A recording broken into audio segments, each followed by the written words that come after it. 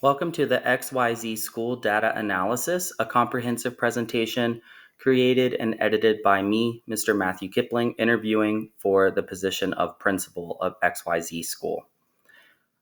Let's go ahead and get started. So, first, we'll talk about the academic factors that impact data, and this was collected from the CSIP as well as school data reported by the Kentucky School Report Card. State assessment results in reading and mathematics. Here, the school has a goal to increase reading proficiency from a 64% proficient distinguished to 80.2% proficient distinguished by May 2027. Also, to increase math proficiency from 70% proficient distinguished to 76.1% by May 2027. There are two objectives here. One is increasing the reading proficiency, and one is increasing the math proficiency. In order to do this, the school has identified the following activities as possibilities to help enact this growth. So, things like reviewing and conducting curriculum reviews, checks within the PLC, ensuring item analysis methods, creating and monitoring a watch list for underperforming students, and then developing and deploying a PLC protocol with an effective process for standards deconstruction, designing of assessment measures, resource sharing, and collaborative lesson creation and analysis of data. In order to measure the success, the school has identified several factors that could be considered. So things like increasing Kentucky State Assessment scores, STAR scores, or CASE scores, which is something that the district has enacted in order to compare data between schools. It should be ongoing and weekly PLC meetings and assessment analysis. And then also use of that testing data to develop a list of students and continually meet with them and figure out, what's inhibiting them from being successful. And then also having weekly meetings in order to assess and talk about assessment analysis. Next, we'll talk about the state assessment results in science, social studies, and writing. So the goal is to increase the proficiency of science from 40% proficient developed to 55.1%. Social studies, 60% to 79.2%, and writing from 57 to 59.6%. And this is all to be done by May 2027. In order to reach these goals, the school has identified several activities, again, that are supposed to allow us to measure different success, growth, what have you, of students. So conducting curriculum reviews is something that the school has already identified. Ensuring item analysis methods are occurring within PLCs. So that's looking at and really making sure that those questions are aligned with what is being tested on the standard, as well as finding different patterns. Developing and deploying a PLC protocol with effective process for standards deconstruction, designing of assessment measures, resource sharing, and collaborative lesson creation. In order to measure the success, we are going to be utilizing increases in different common assessments such as KSA, STAR, or CASE. The common assessment analysis and increase in student achievement will also measure the success of these different activities. Ongoing weekly PLC meetings and assessment analysis, as well as on-demand writing samples during semester 2. Achievement gap. So the achievement gap is related to students with special needs or who have learning disabilities. The objectives here are to increase reading proficiency from 16% to 32.5% proficient distinguished by May 2023, and also to increase the math proficiency for disability students from 21% to 31% by May 2023. In order to do this, the school has identified these following items. review and conduct curriculum reviews, checks within the PLC, ensure item analysis methods are occurring within PLCs, create and monitor a watch list, and then develop and deploy an effective PLC protocol. The measures of success, again, are going to be increases in those common assessment areas, as well as through work that students are creating and then turning in. Next, English learner progress. Here, the objective is to increase the English learner access composite score. So this is the overall proficiency level of English learners. And the great thing about this program is that it tracks the data so you can see the amount of growth that's happening for these EL students. In order to meet this goal of increasing the English learner access composite scores, teachers should provide quality professional learning and receive quality professional learning around developing English language proficiency through curriculum, instruction, and its assessment, and increased training regarding sheltered instruction observation protocol or SIOP strategies for all teachers working with EL students. So SIOP strategies are also beneficial for all students, not just EL students. The measure of success here is going to be desired teacher outcome is to improve teacher efficacy, and then also desired student outcome is increased English proficiency. Moving to non-academic factors that impact data. The quality of school climate and safety. So here, increasing the quality of school climate and safety from 71.9 to 75 by 2027 has been the goal that's identified, and the objective is to increase from 71.9 to 73 by 2023. In order to do that, activities such as provide training and professional learning regarding emotional and mental wellness supports, and then also to align and integrate school mental health, PBIS, and RTI. That way we have an interconnected multi-tiered system of supports, or MTSS protocol. Here, not super specific, but it does talk about improved results. I believe that if we were able to be specific about what we want to see, it would help us to align how to get there. Student demographics. So within the school, we have 1,064 students. And within that student population, there are several subgroups of students, such as African American, or Asian, or Hispanic. Here it shows the data regarding the number of students who are identified as one of these subgroups. Here are those numbers, as well as the white or non-Hispanic population, which is 888 students out of the total 1,064. Continuing with student demographics, students with disabilities or have an individualized education plan, the number of students is 116 with the male and female breakdown. And then over here, you can see the percent of students that are economically disadvantaged. So they have a lower SES, meaning socioeconomic status.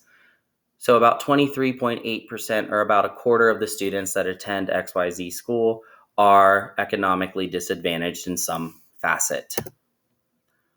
Faculty, staff, and community. So teacher working conditions, the school climate is set at 37% favorable, which is low. It's quite alarming, as well as school leadership being 38% favorable. So about the teachers. At the school, we have more than qualified teachers. We've got 65.7% of our teachers showing that they have a master's, which is continued education. Rank 1, which has also continued education. And then 1.5% are going to be specialists. So those right there, the majority of our teachers are and have masters in education. Here's the teacher breakdown by race or ethnicity. There's only one African American teacher with 65 total teachers. The remaining teachers are white or non-Hispanic, and that is 64 of those. Access to technology. Total number of student instructional devices available is going to be 2,028. So there are about double for the enrollment of students. So this means that there is more than enough technology being able to be accessed by students at the school. Now, to focus on mathematics learning. This part of the presentation will go into mathematics data analysis, and here we can see how the school is performing compared to the district as well as the state. We can see that the majority of students are already testing proficient or distinguished in mathematics. Here, gaps in the mathematics learning analysis, we have 44% of students, so students that are have an individualized education plan, or students with disabilities. 44% of those students are testing at the novice level, while 33% of those students are testing at the apprentice level. So here is a really great opportunity for growth and to move some of those students, because we're left heavy now, meaning the novice apprentice side is 77%, while the total proficient distinguished percentage is only 23. Our school improvement recommendation. So the recommendation is to close the achievement gap. Here's a 30-day, 60-day, 90-day, and then beyond 90-day plan that will help us reach those goals of closing the achievement gap and moving some of those students from testing in the novice or apprentice category, the students with IEPs in mathematics learning. So for the first 2 weeks, weeks 1 through 2, we are going to review student data, have an IEP review of all IEPs, and then conduct stakeholder meetings. If we do this, we are going to, one, need to pay particular attention to the 44% of students that are classified as novice, and then also through the comprehensive review of the students' IEPs, we're going to ensure that they are receiving appropriate accommodations for their disabilities. Also, in order to gain further insight as to these students' low performance on state assessments, we're going to have to conduct those stakeholder meetings. So, meeting with general education teachers, special education teachers, parents, and the students themselves, that will help us identify specific needs and challenges that are needing to be overcome. Weeks 3 and 4, we are going to implement a task force formation, and we're doing this to be able to focus on students with IEPs. This task force is going to collaborate on strategies for different improvement options. And then second, we'll utilize resource assessments. So this is going to be the opportunity for us to evaluate the availability of resources, what resources are students using, how they're using them, etc. And we need to identify any gaps in order to make sure that the students are, one, receiving what they need, and two, that technology is functioning in the proper capacity. Continuing, the 60-day plan. So weeks 5 through 6, we're going to have some professional development, and we're going to provide training for those teachers on effective strategies for teaching students with IEPs. This includes things like differentiated instruction, how to accommodate these students, what and when to modify, and then also behavior management strategies, including behavior de-escalation tactics. Next, we will then form specialized support teams, and we are going to work with those students individually or in small groups and address those specific academic or behavioral challenges that are impeding that student from continuing to grow. During weeks 7 and 8, we will then review goals of the IEP and also enact parent engagement. So, in order to review the IEP goals, we're going to revisit and revise. So, going back now that we've had some time to learn about our students, learn how they learn, see where they are strong versus where they might be weak in the classroom area. Now we're going to align and create an achievement improvement plan to help these students grow and then take ownership of their growth. In order to improve parent engagement, we want to get parents involved because we want them to actively participate in their child's education. Also, giving certain classes or things that teachers can talk with parents about, such as being able to help their child at home, what they're learning. And this is important because it allows advocacy for the student, and the student can also be included in this.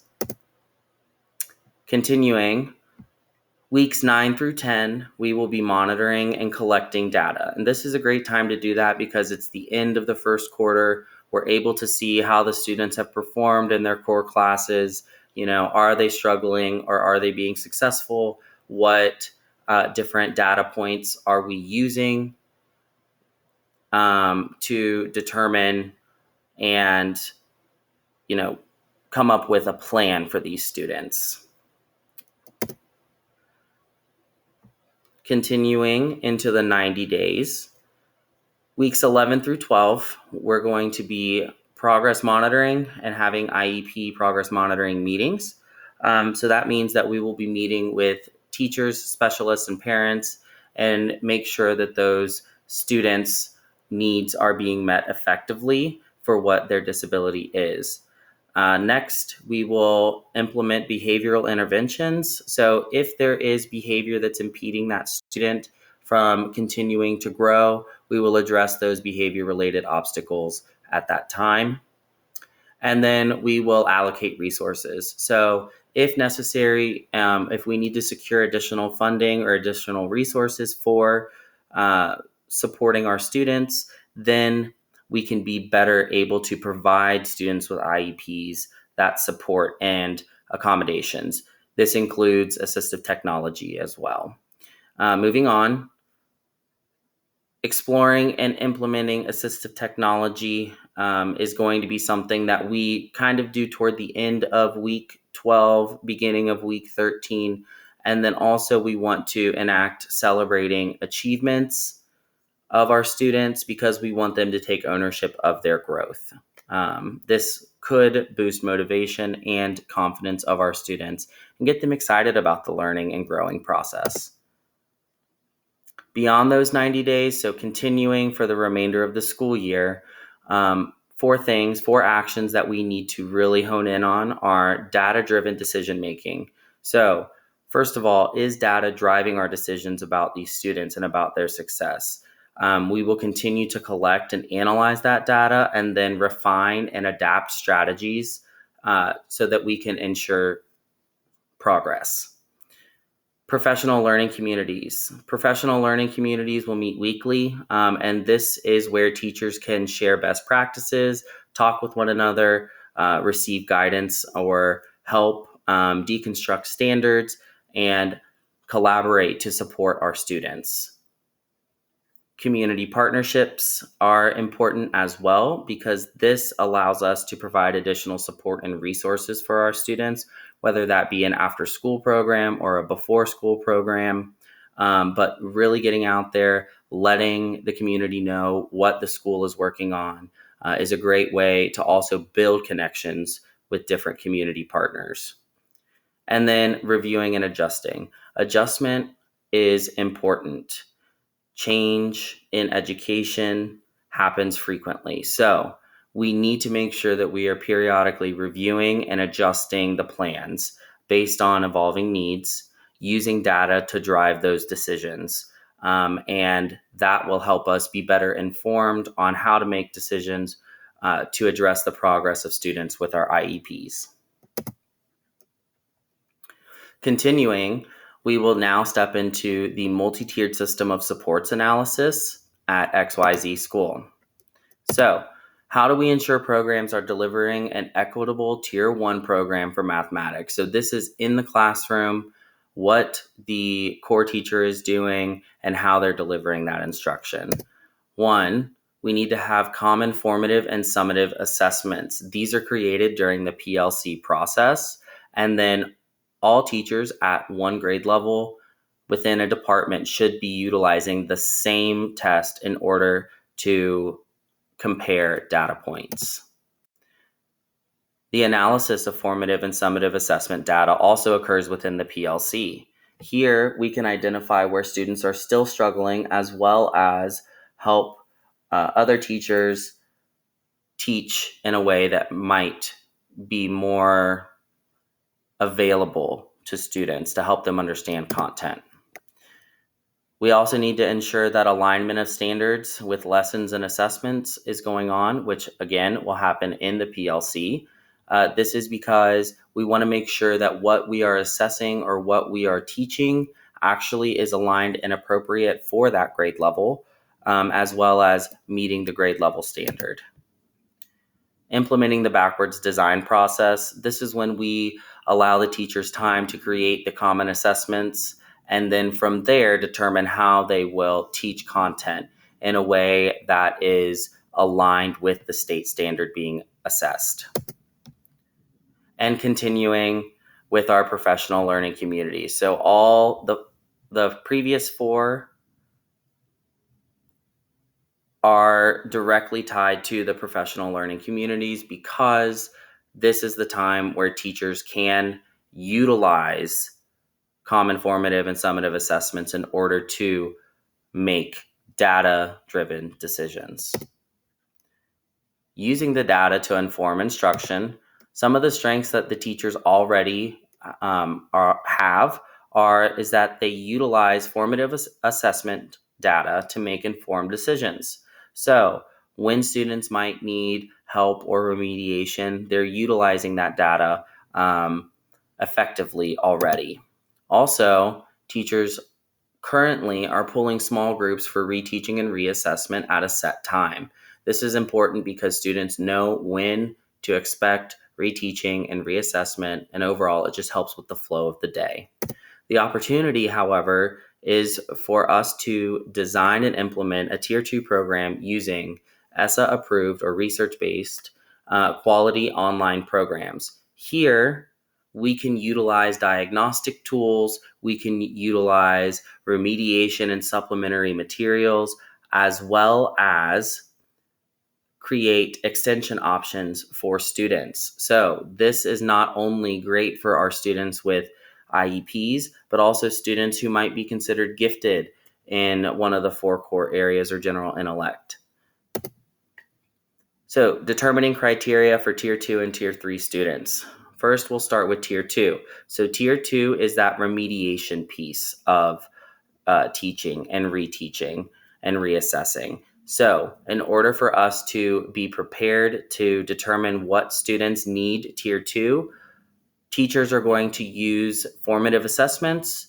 The specific PLC protocol that we establish will be enacted, and the documentation is going to be the same across all grade levels, across all departments. This will align us and help us be better informed and organized in order to do things like deconstruct standards or establish clear expectations for students, because we are all uniformed.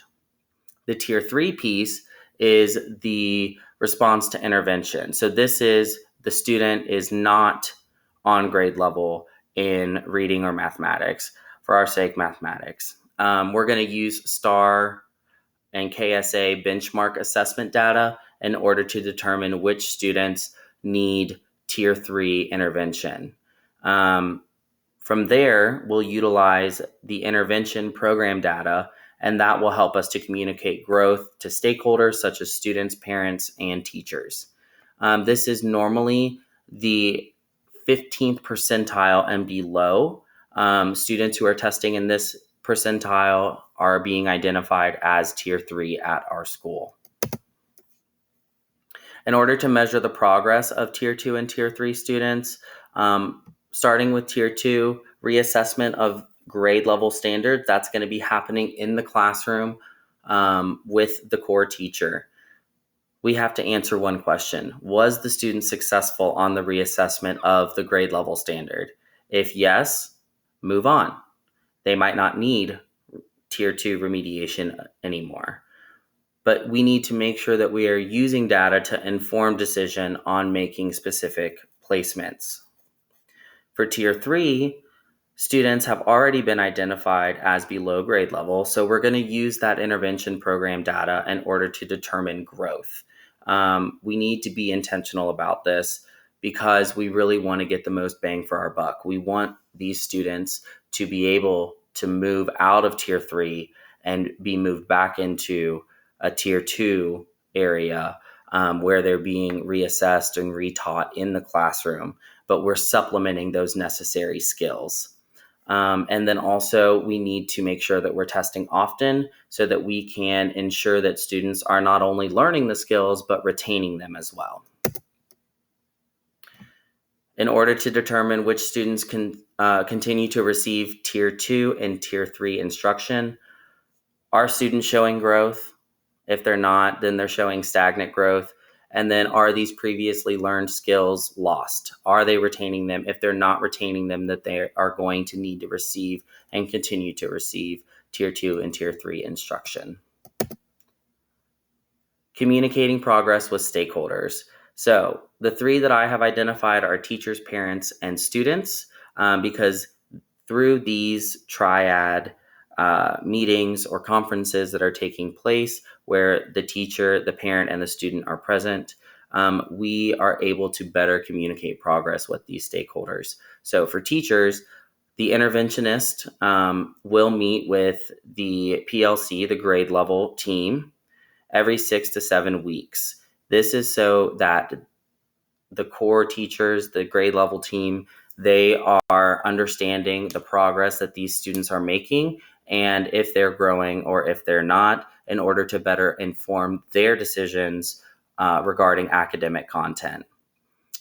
Also, we're going to have the academic data, including growth and areas that need improvement, explained to teachers so that teachers can provide that tier 2 remediation in a way that makes sense to those students.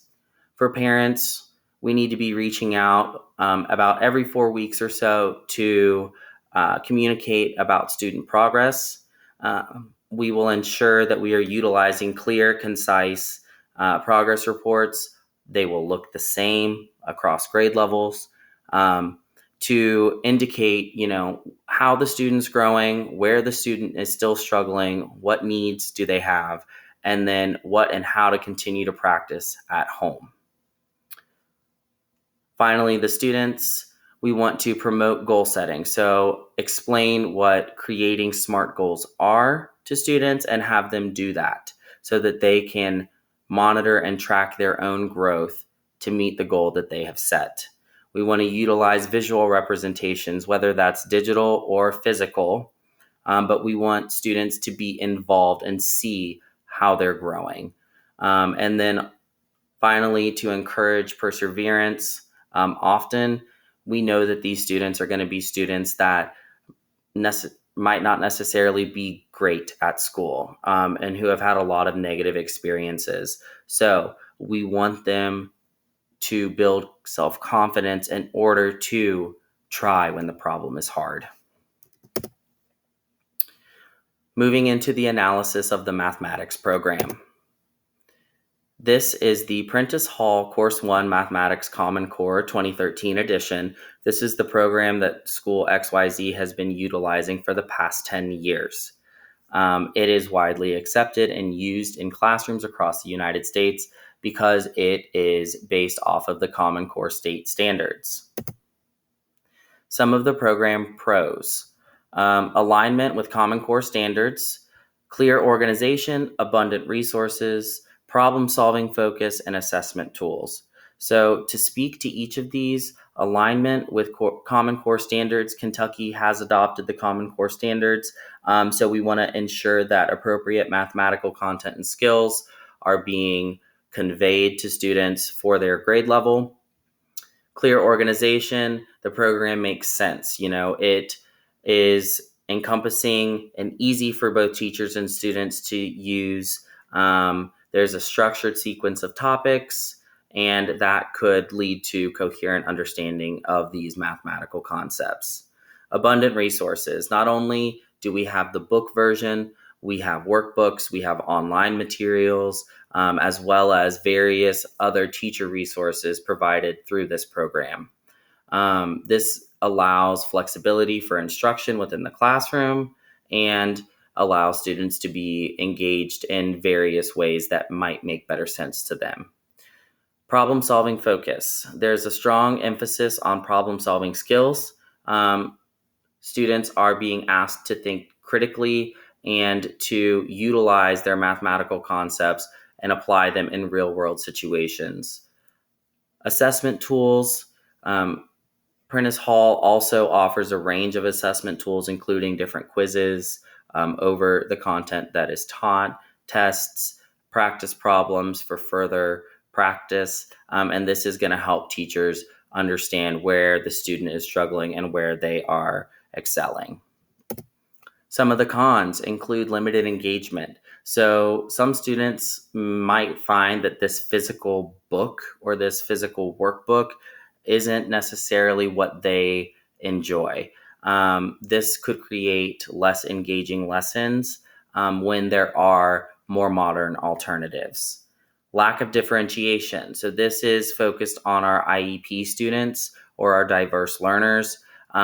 So the teachers are going to have to supplement. It lacks resources for differentiating for students who might need accommodations or modifications. This requires teacher adaptation. So if the teacher is not great at this content or this is a newer content for them, they might need some help in learning how to adapt in order to suit the specific needs of their students. And then aging content. This program was first published in 2013. It is now 2023. The school has been utilizing it for the past 10 years. So that means that, there might be some aging and some of the content may need updating in order to ensure that students are able to connect with it. The program relating to culturally responsive instruction. These 4 points are important because there is a lack of diverse representation. The problem sets and textbooks, they're only going to include some diverse representations of culture, people, context, and that can create a disconnect for students if they're not able to identify with what they're learning about. Cultural context. We have to take this into account with our English learners, especially because a lot of English learners don't come from the United States.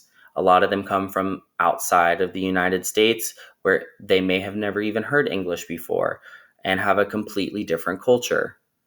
That can cause issues because it has little guidance. The program itself has little guidance or resources for teachers to bridge this cultural gap. So it can create, some disconnect there as well. Stereotypes and bias. So traditional math materials do sometimes perpetuate stereotypes, and this can alienate and disengage students. Culturally responsive teaching seeks to address and counteract these biases by including diverse representation. And then language considerations. The only language that this resource is offered in at School XYZ is in English. And so students with learning English or who are not from English speaking backgrounds, they might have additional issues because they aren't able to understand the language of the text. There might not be culturally relevant examples either. Overall, the Prentice Hall Course 1 Mathematics Common Core 2013 edition is a solid choice. This math program does align with the Common Core state standards. It is organized, it's concise, it does have a problem-solving focus. There are a lot of different resources out there for students who are in the regular classroom. However, there is an opportunity because there's not a whole lot of supplementation that's happening. And because of that, these students with IEPs are being left behind and they're not able to access the content. So while it is a reputable choice for mathematics instructions, we must combine with modern teaching methods, technology, more extensive differentiation options, and culturally responsive teaching practices in order for our students to access the curriculum in a way that is meaningful to them. So, here are the references. I do appreciate your time. Again, if you need to pause this at any point, please feel free. Have a great day.